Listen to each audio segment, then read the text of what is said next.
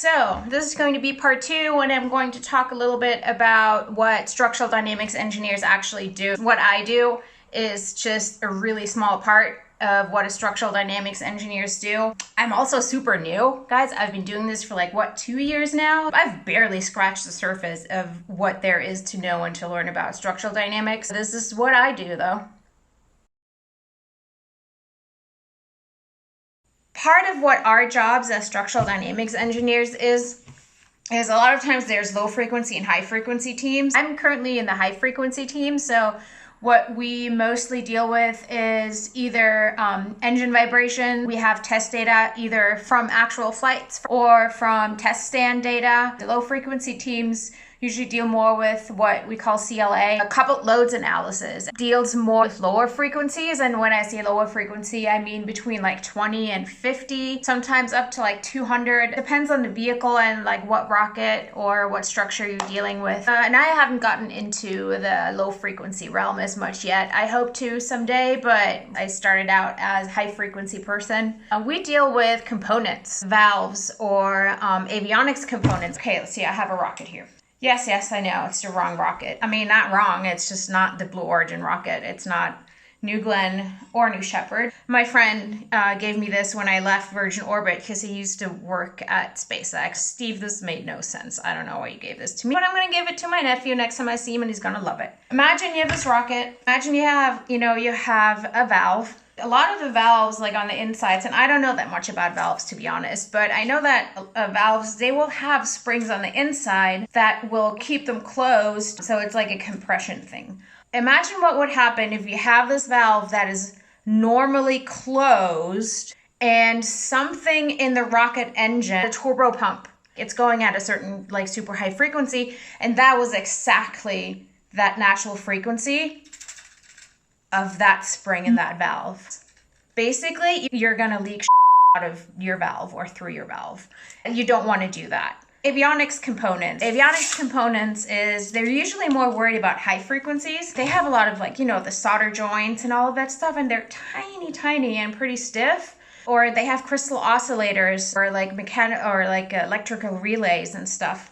So depending on what component you're looking at and what component you're concerned with, you have to figure out where is it placed in the rocket and will it survive launch and re-entry in our cases, because we're doing reusable rockets. So we help the REs. By RE, I mean the responsible engineer. Responsible engineers will be responsible for certain components. Components need to be qualified so they can be put on the rocket. These REs, they'll come to us and we will give them vibration levels or shock test levels for their components. And it is the job of the structural dynamics engineers to develop these levels. These levels will be based on test data or predicted levels. And the predictions will come from mathematical models. For low frequency people, they will use Craig Bampton.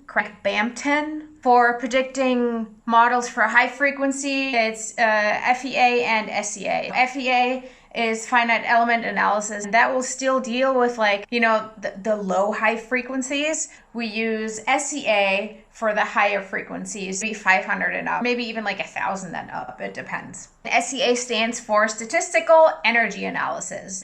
On the other hand, you also have a lot of shock events on rockets as well, which a lot of people either forget about or underestimate, especially in terms of where the payload is. You have your rocket here, you have your satellite up in the payload area. I mean, you've all seen videos of rockets going into space. This is clearly your one-stage rocket because I can't separate it in the middle. Main engine start and main engine cutoff. Those are two shock events. The second the engine just shuts off, that's a shock event, and the same when it turns on. You have first stage engine, it's liftoff, it goes off. As soon as all that fuel, first stage, is burned off, main engine cuts off, there's a separation event, there's a frangible joint or whatever, how the rocket is attached, first and second stage. That is an explosion. Basically, it just explodes off and falls back to Earth. Well, I guess for the booster stages for SpaceX and eventually nuke land, they don't actually fall back because they get landed back. There's just a lot of components on there that have to survive these shock events. There's a lot of that going on. Up until 2 years ago, I had no idea what happens on a rocket. And then I get hired by rocket companies, and now I know all these things about rockets, and I don't know who to tell them. No one in my life understands anything about this. Please talk to me.